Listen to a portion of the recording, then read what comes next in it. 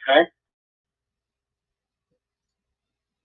Good evening and welcome to another episode of Let's Talk About It. I am your host, Shanette Johnson, and joining me this evening is my co host, Cornel. First, we just want to I just want to check in and see how everybody Thanksgiving went, how your mental health is going, and everything. Well, let me tell you, my Thanksgiving was enjoyable. I had my grandsons here with me, my daughter here with me, and of course, I did all the cooking. And and I enjoyed that because last year I was planning my son's service at this time.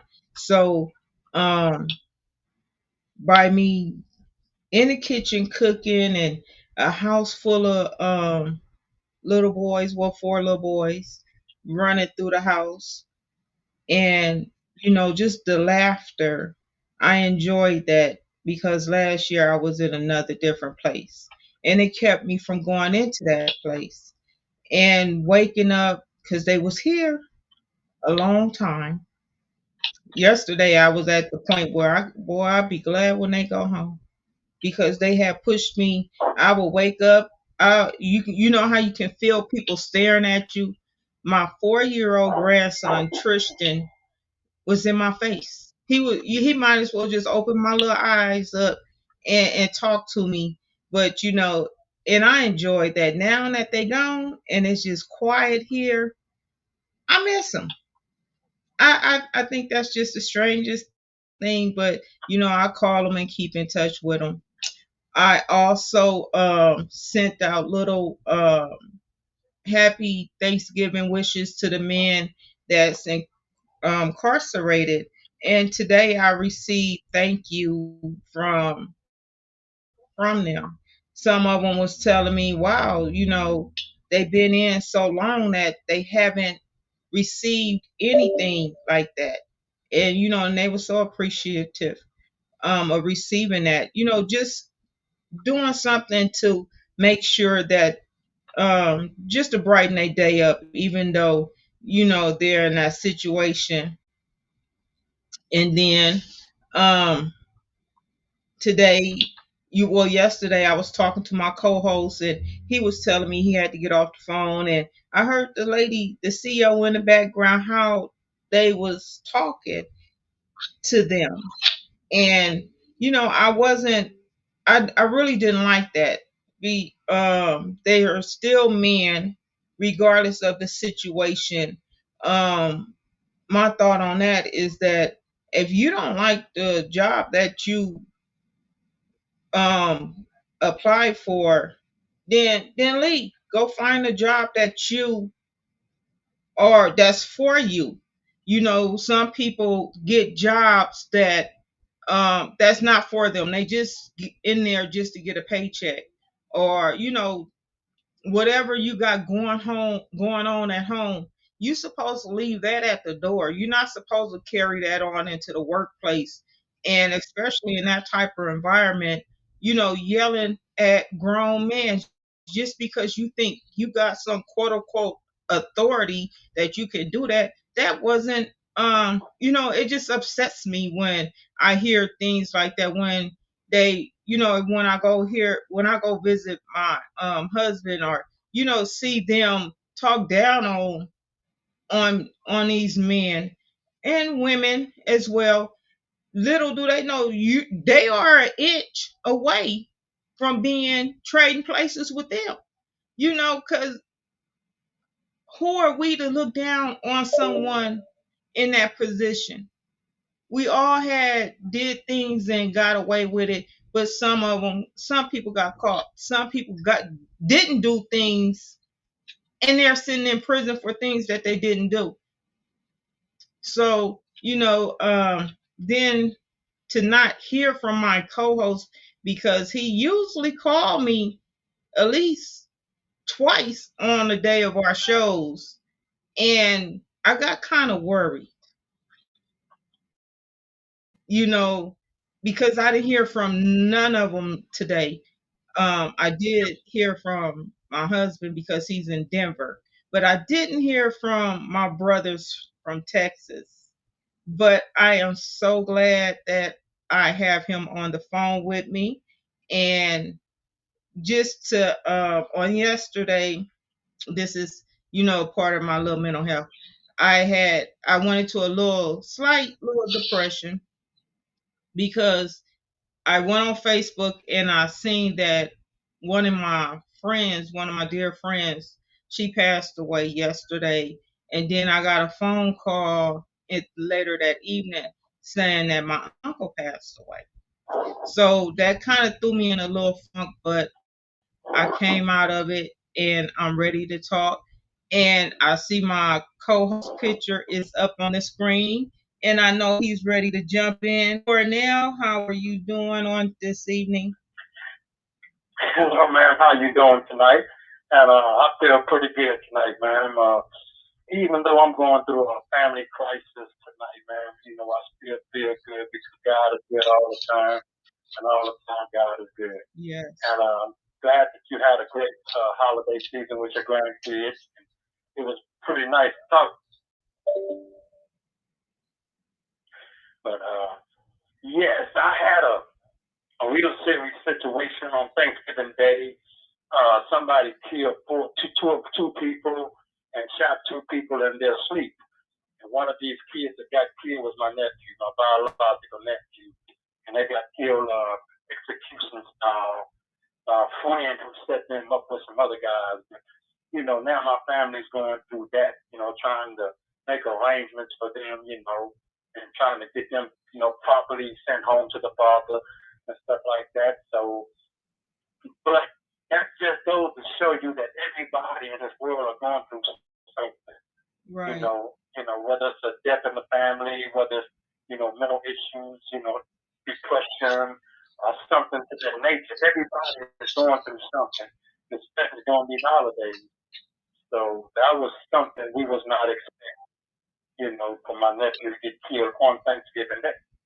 So with that being said, yes, man, I'm kind of going through it a little bit, but I'm strong. I've been here 34 years, so I've missed a lot of holidays with my family. But being in prison, you become family with people in prison.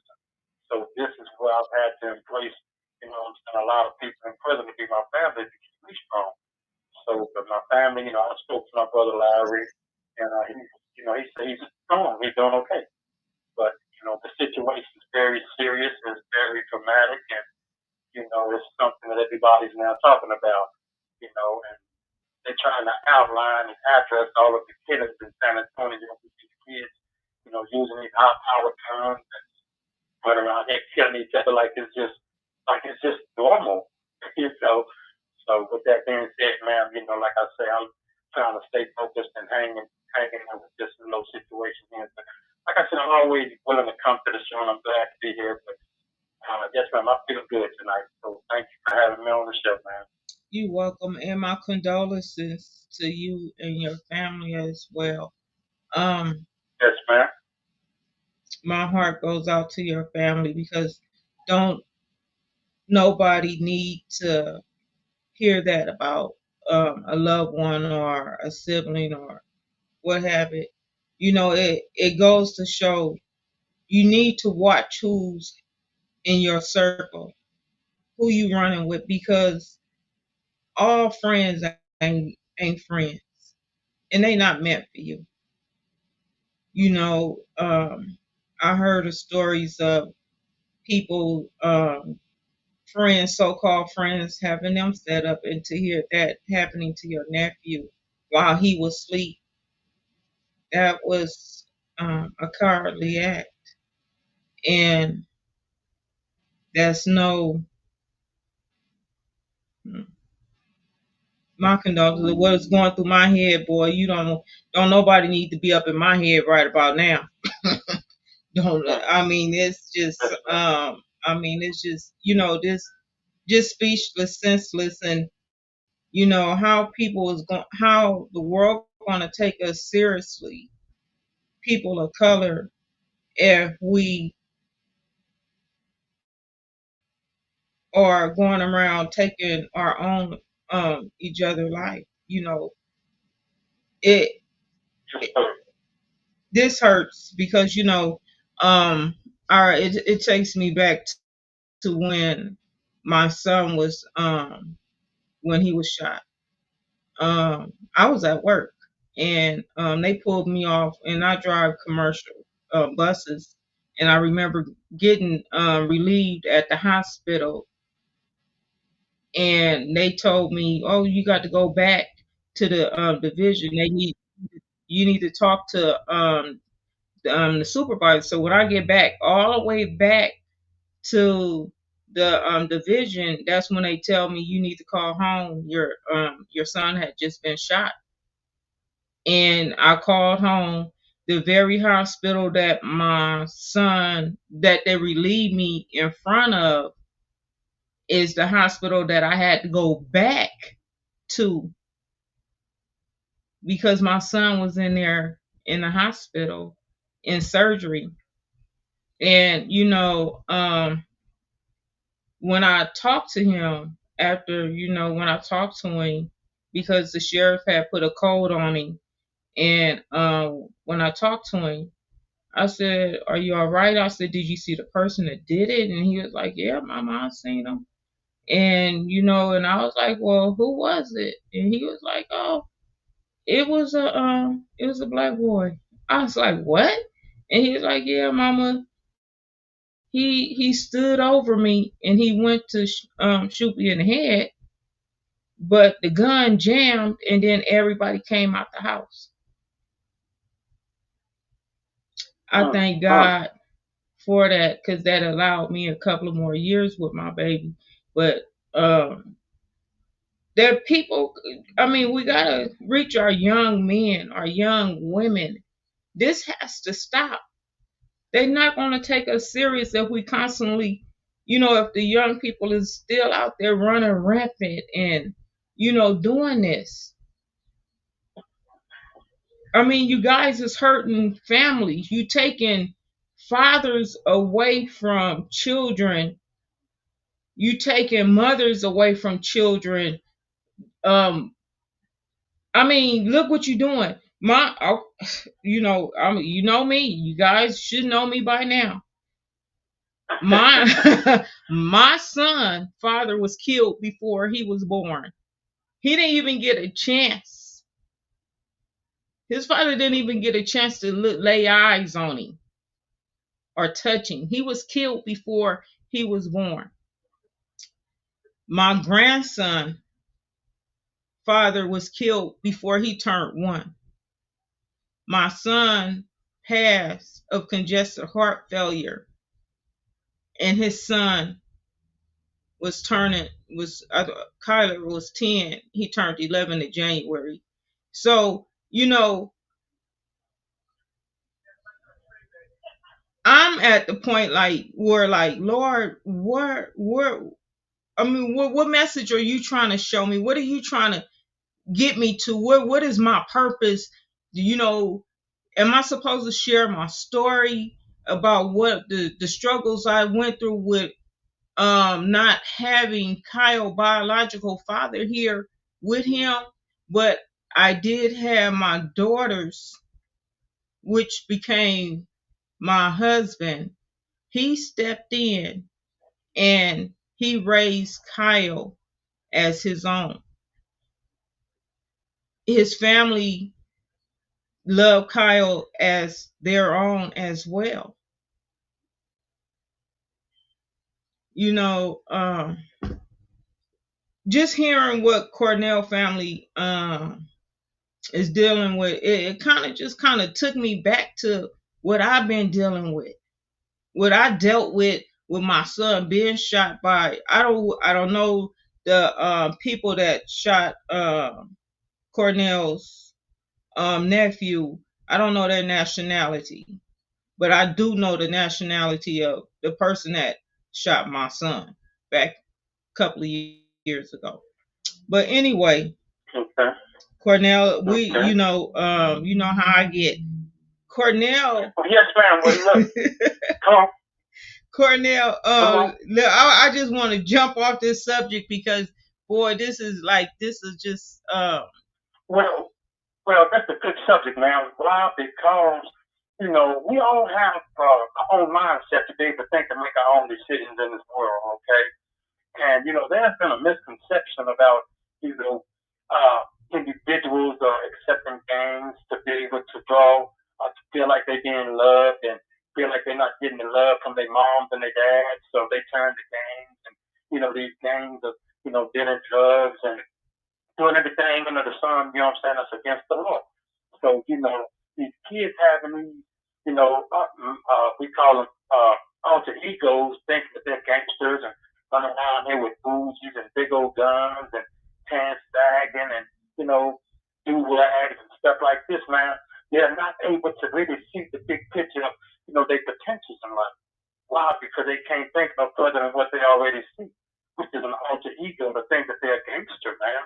So, a lot of times, man, you know, things that happen to us, we have to what they say, reap what we sow. We have to, man. And that's what's going on with these gangs and stuff, man, because a lot of kids have lost their lives to this gang activity, and we don't have nobody out there really to try to, deter these kids away from this type of stuff. It's like society's encouraging this stuff, you know what I'm saying? But, true enough, you may have people out there trying to, advocates trying to, stand up and try to, give them programs and stuff, but these kids are not taking these programs because they feel like they're not being loved by their moms and their dads to try to give them the incentive that they need to try to stay focused on what's important in their life. right, There's a judge right there in San Antonio. He said he has too many kids in the juvenile system who are charged with capital murder cases. He said it's just too many. He said this is sad that we have kids actually charged with capital murder. Just like what happened to my nephew and them. This little boy actually said, yes, I was a part of it, and I did it. Now he's what? charged with capital murder. It's normal. You don't care. So, what I'm saying, man, is that you have everybody suffering, moms and dads trying to figure out what they're going to do. They got to bury their kids and stuff. And, everybody loses in these situations, man. So it's all a mental thing now. Everybody trying to figure out what happened. Well, it happened now. So, we have to try to turn to God and try to find understanding and move on. Right. Find strength And and move on, man, because God knows. and it's just like, they're trying to make a name for themselves. I mean, what kind of name are you trying to make? What kind of legacy are you trying to leave for your child? You know, heartache. Oh, my father was whoop de whoop this, and he was from this. What kind of legacy is that? That's not a legacy. You know, well, I mean, I guess I,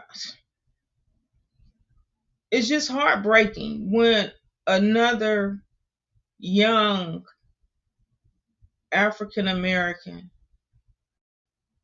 Hispanic, Caucasian, Asian, purple, brown, whatever you may want to say, lose their life to senseless violence, where it's gang related, where it's overdose, where it's drunk driving.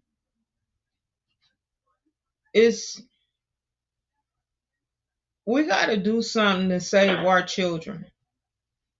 and we got to do it fast because they're spiral down a rabbit hole.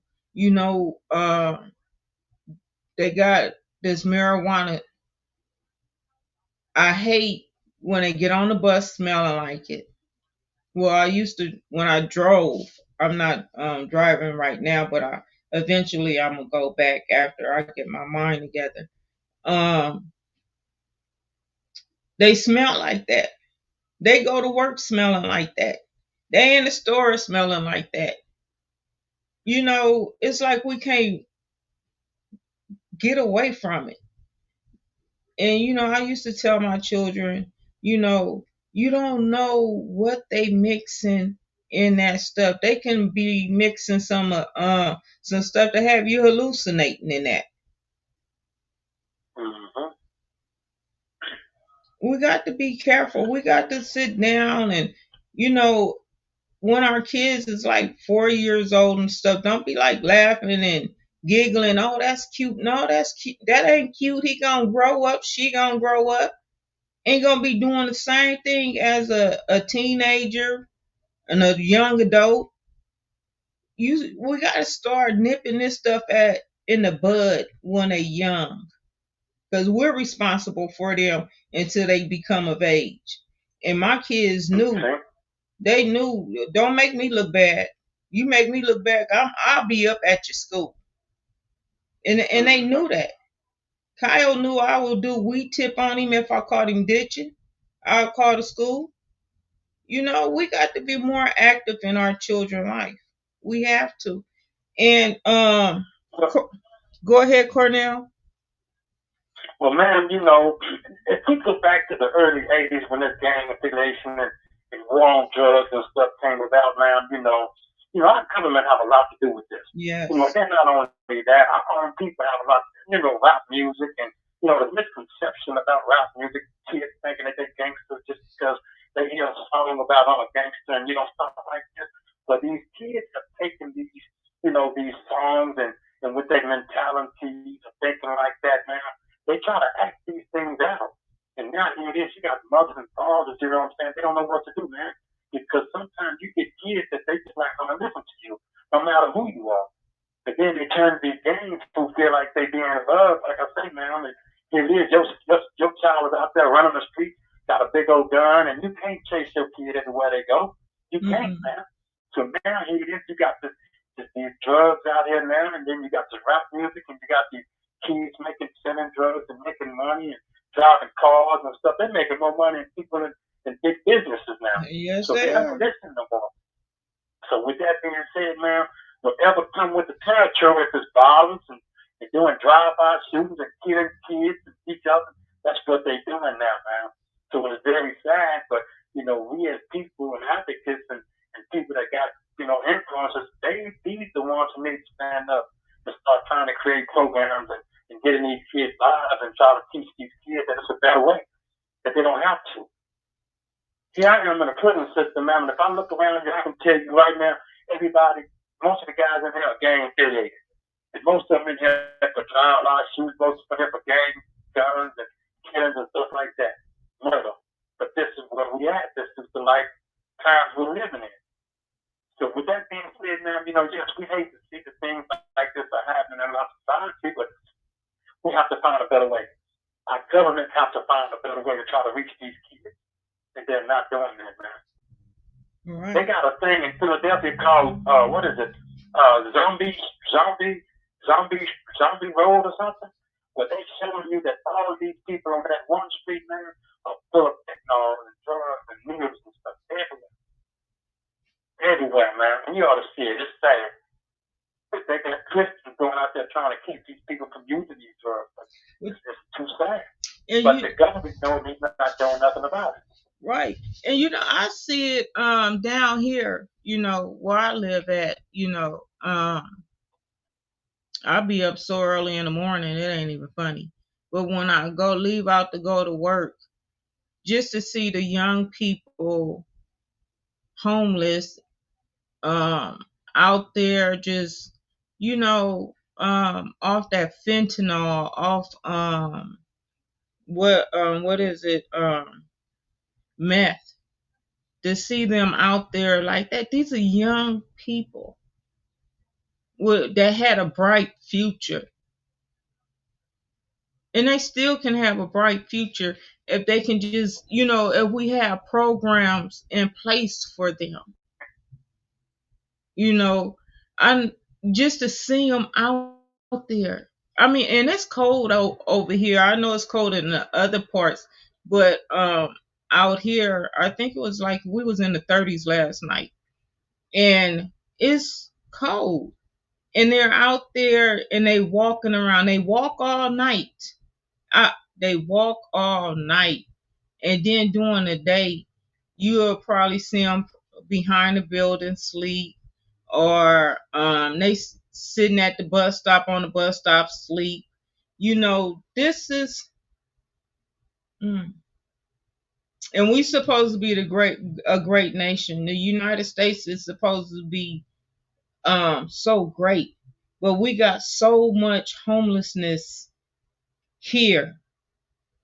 We got so many young people that's on meth and fentanyl and heroin, and we got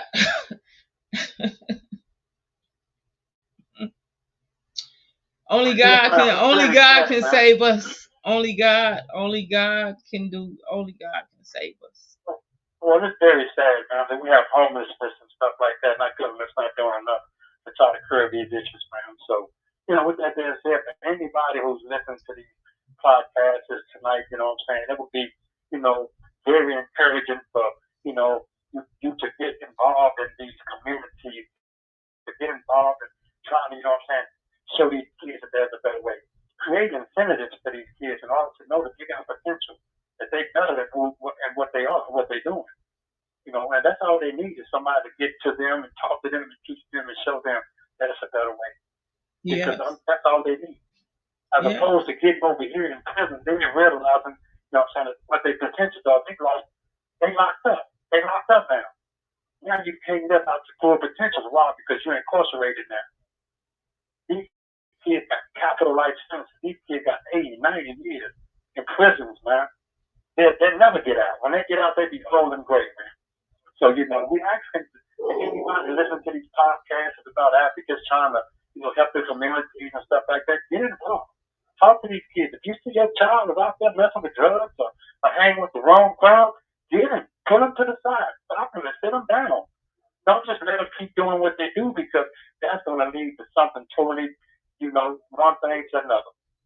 Right. And before you know it, your child will be in prison, or your child will be dead and gone from something that you could have prevented. Yeah. And that's what it is. So for people to, need to get involved, that should get involved, need to get involved.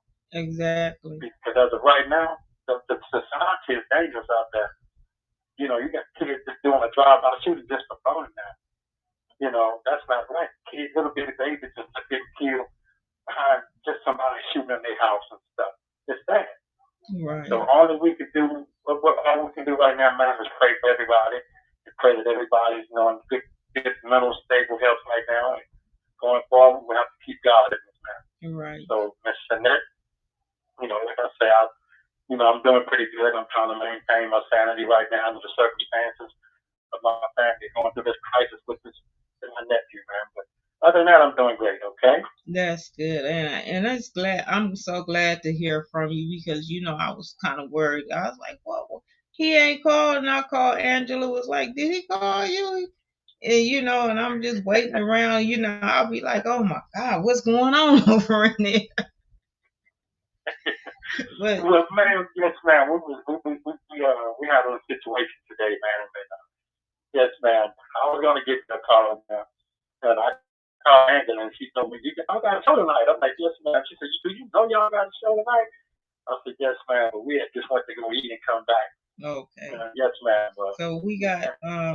I'm not gonna hold you long, because our time is going down. Because we got 3 more shows. We got 3 more shows for the month of December, and then we're gonna be off for a whole month.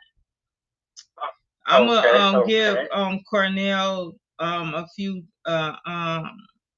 Okay, well, my phone's going to cut off. And look, but thank you for having me on the show. Thank you, Angela, for allowing us this opportunity to come on the show, to be able to hold this podcast on Let's Talk About It. I look forward to being here for the next two shows. But I want to say, Miss Shanette, thank you very much, man, for what you do. You are a very powerful voice, a powerful influence, and a powerful advocate, man. So you just keep doing what you do, man. It's going to be all right. We're going to find something better. We're going to get something going, but these people are going to start knowing who we are. We are, let's talk about it. So when we come back, we will be justice for, huh? Justice for, huh? You ready?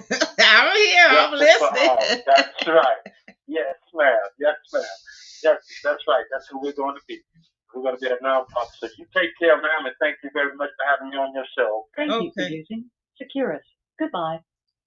Well, that was my co-host Cornell, and my condolences go out to his family for the loss of his, I believe he said, two nephews that was tragically killed in their sleep on Thanksgiving. They, I don't know the details, the full details, so about it, so I'm not going to speak on it. But anyway, I thank you guys. Wait a minute before I end. I wanted to say this. I do have a book that's coming out that I'm currently working on. At first, I was kind of skeptic. I didn't want to do it, but I'm gonna go ahead and do it.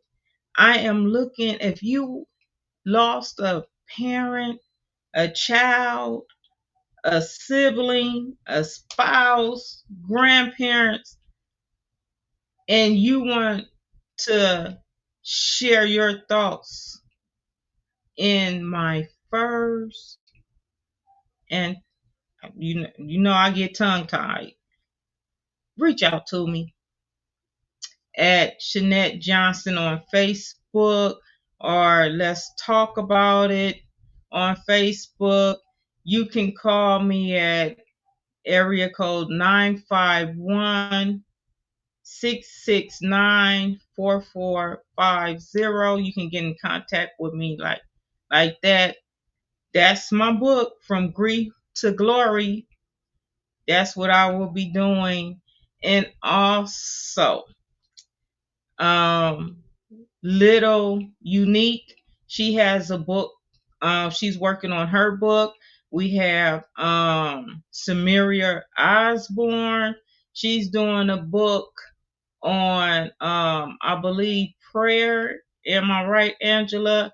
We have the 21. Angela is working on a 121 day of prayer. So if you want to get into that book, reach out to Angela Thomas Smith.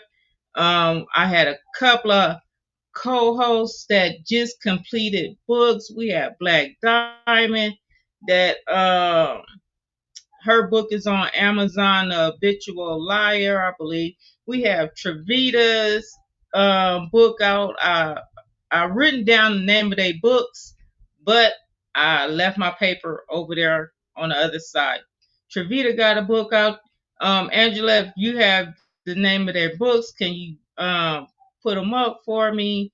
Angela has a book out entitled Igniting Your Inner Flame.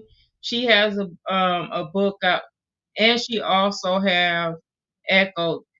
I have written in all three series. But there is my book up there. If you guys would like to join me, if you want to be a voice, if you want to expression, that's how I express my grief with my son. I learned to channel it by putting it on paper. When I'm mad, like today, I was mad at him. I don't know why I was mad at him. I was just mad. And I had to write it down. I had to write down why I was mad at him. You know, Angela, if you have anything to share, you're more than welcome about the projects that you have coming up.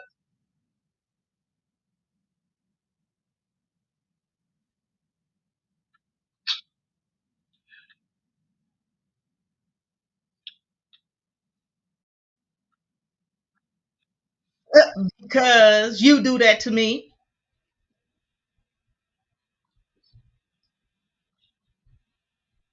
So I just want to see you would see when she put me on the spot. When she put us on a spot, she want us to be Anyway, rest to go. I'm not prepared to come on camera, but I'll come on.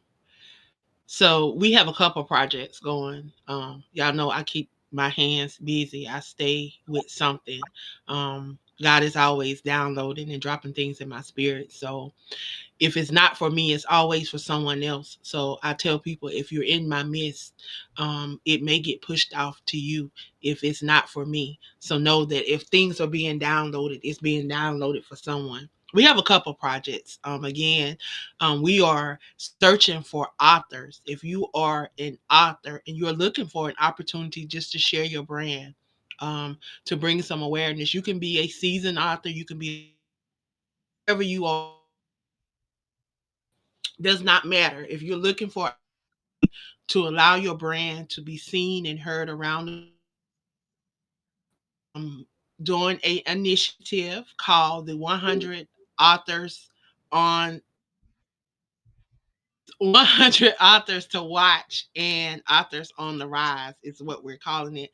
Um, we have some amazing authors. Some have co-authored books, and now they are stepping into their own. In 2025, they will become their own. They will be in charge of their own solo projects, and then we have some that are going to be releasing solo books by themselves. Some will be doing collaborations. But however, it is an amazing opportunity. I tell everyone, if you are not being visible, you can never share too much. So don't think that you're sharing too much. There's always opportunities to get out there. Someone may not see you, because you got to think we're all in different time zones. We all do stuff at different times, and especially with the algorithm and all the things that go into account when we're dealing with social media. So you can never share too much. You can never put yourself out there too much. And if you are building a brand, this is a great opportunity with 99 other like-minded individuals that is seeking the same thing. So with this opportunity to be featured on a blog, you'll be featured inside a magazine. You have opportunities to be a part of podcasts. And when I say you'll have opportunities to be a part of magazines and podcasts, I'm not just saying you everything is surrounded around AALAC, Aspiring Authors Magazine, and the Crew Podcast, because we do collaborate. They don't call me the queen of collaborations for nothing. I love to collaborate. I love to share individuals. So if I have individuals that have magazines, of course, I want you to be in their magazine too. So I'm going to share you with them. I get opportunities all the time where individuals are looking to feature individuals. So I share individuals that's looking for individuals for their podcast. We're always looking to connect, collaborate, and share. I am looking to partner with some bookstores. Looking to partner with anybody that work with authors and is willing to help bring visibility. We have some amazing things throughout 2025. We're hoping to go abroad. We're hoping to go to Africa. We're hoping to travel to the Virgin Islands. We're going to kick off AALAC Chasing Your Dream book tour in Charleston, South Carolina, in March. We're hopefully going to have an opportunity to showcase these amazing poets.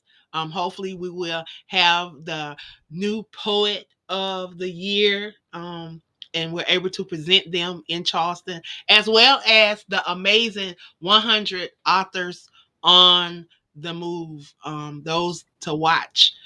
We definitely want to be able to share them. So that I think that's about it. We did have 121 days of prayer book. But it's getting ready to be released, y'all. We don't need any more entries for that. That book is Oh, a wrap. It's getting ready to come out. It's getting ready to hit. those that have got their pre-order in for ebook, you'll probably have it before the 31st. So know that it is almost ready. Um, I'm excited about this book. I'm truly excited about everyone that had the opportunity to share their testimonies. I tell everybody that we overcome by hearing and sharing the testimonies. Book is just that we're 121 days of sharing scripture, sharing words, sharing those things. We need to keep going to stay on this journey because, again, listening to your show, we're all dealing with something. We're all dealing with something. So thank you for allowing me to come on and give my little spiel here at the end. Again, I thank you for all that you do here on the Crew Podcast and for bringing awareness to social injustice and those things that people don't like to talk about, because a lot of time people don't like to No. talk about controversial subjects. So sometimes go outside of norm. But I thank you for bringing awareness to our brown community and the things that brought to. Again, thank you. You're welcome. Thank you, Angela. That was the visionary of the Crew podcast. Well, on that note, I am going to leave you guys. I got homework to do. I've been slacking on my homework, waiting to the last minute to get it in. So, on that note, I love you guys. I can't wait to sit back down and talk to you again. You guys have a blessed and wonderful week, and I'll see you soon. Don't forget to reach out for me if you want to be in my book. Love you. Have a good evening.